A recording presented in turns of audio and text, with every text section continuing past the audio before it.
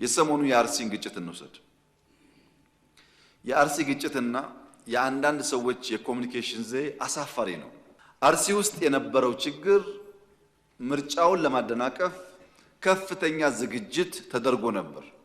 እዚህ አዲስ አበባ የሃይማኖት ተቋማት ውስጥ ሳይቀር ቦምቦችና ክላሾች ስንይዝ ነበር። በየቦታው አዲስ አበባ ቦምብ ይጣላል፣ ባህር ዳር ቦምብ ይጣላል፣ ጎንደር ቦምብ ይጣላል ተብሎ ሰፊ እንቅስቃሴ ነበር።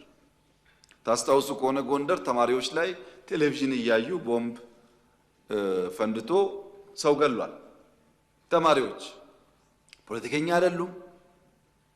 ምናልባት የዚህ መንግስት ተቃዋሚ ሊሆኑ ይችላሉ በሐሳባቸው። ማንነታቸው ሳይለይ ዝም ብሎ ቦምብ ጥሎ ሰው መግደል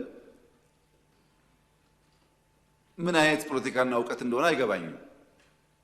ልክ እንደዚሁ የምርጫ ጣቢያዎች ላይ ከፍተኛ ጥንቃቄ ስለነበረ ያቃታቸው ኃይሎች ህዝቡን ሊያጠቁ ወደ አንድ መንደር ሄዱ። አርሲ ውስጥ እዚያ መንደር ህዝብ የሚከላከል ኃይልና ህዝብ የሚያጠቃ ኃይል ተጋጠመ። በጥቅሉ አርሲ በነበረው ግጭት ህይወታቸው ያለፈ 11 ሰዎች ናቸው።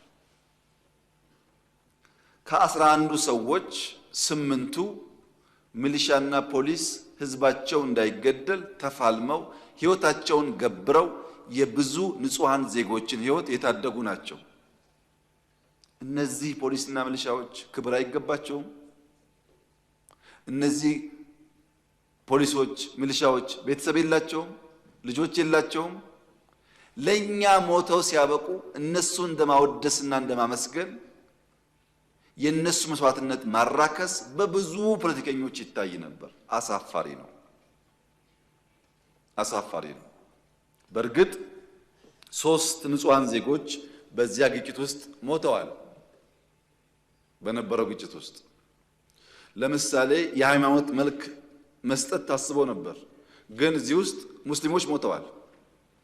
ባይዘው ሙስሊሞች የሞቱት በንጹሃን ዜጎች ብቻ አይደለም።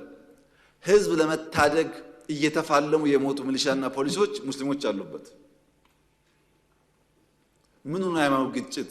ሰው እንዳይመታ እየተዋደቀ ያለን ሰው በሃይማኖት ጥላ መውቀስ ተገቢ ነው? ነገሩንስ በወጉ በቅጡ ሳይገነዘቡ ማራገብስ ተገቢ ነው? ይሄ አይጠቅመንም። ከዚህ የሚገኝ ፖለቲካል ትርፍም አያዋጣም። የሞተው ወንድማማች ነው። ከዚህኛውም ከዚያኛውም እምነት ሊሆን ይችላል።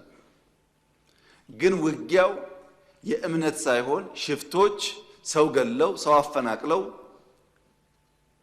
የነበረውን ሰላማዊ ድባብ ለማጠልሸት ስራ ተሰጥቷቸው እዛ ብቻ እንኳን በርካታ ቦታ ሌላውን አክሽፈነው ነው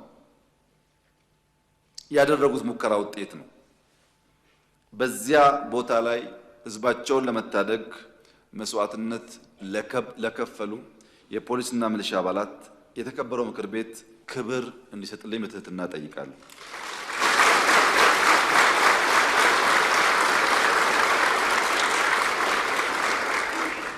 ጀግኖችን በዚያ መንገድ ማስታወስና ማወደስ የሁላችን ባህል ካልሆነ ሰላማዊት ኢትዮጵያን ማየት አንችልም። በዚህ ጉዳይ የተሳተፉ 22 ተጠርጣሪዎች በህግ ቁጥጥር ስር ይገኛሉ። በርካታ ያባባሱ ሰዎችም እንዲሁ ተይዘዋል። የተፈናቀሉ ከ90% በላይ ተመልሰዋል። የቀሩትን በቅርቡ ይመለሳሉ። በነበረው ግጭት ሸሽተው የወጡ ሰዎች ነበሩ። እነሱ ወደ ቦታቸው ይመለሳሉ። በዚሁ አጋጣሚ ማስጠንቀቅም አደራማትም ፈልገው አዲስ አበባ ተቀምጣችሁ ጫት እየቃማችሁ በሌላችሁበት ቦታ በሶሻል ሚዲያ የምታራግቡ ሰዎች ጥንቃቄ አድርጉ። እዚህ ሆኖ ባላጣራ ጉዳይ የሚያራግብ ሰውንና እዛ የሚጋጨውን ሰው ለይተን አናይም። የምታውቀውን ያየኸውን የመንግስትም ጥፋት ከሆነ ግለጥ፣ ችግር የለውም። የማታውቀውን ያልነበርክበትን ቦታ እስላም ነው፣ ክርስቲያን ነው፣ አማራ ነው፣ ኦሮሞ ነው እያልክ የግሩፕ ጨዋታ መጫወት ግን አስፈላጊ አይደለም። በጥቅሉ ስለሚጎዳን ጥንቃቄ ብታደርጉ ጥሩ ነው።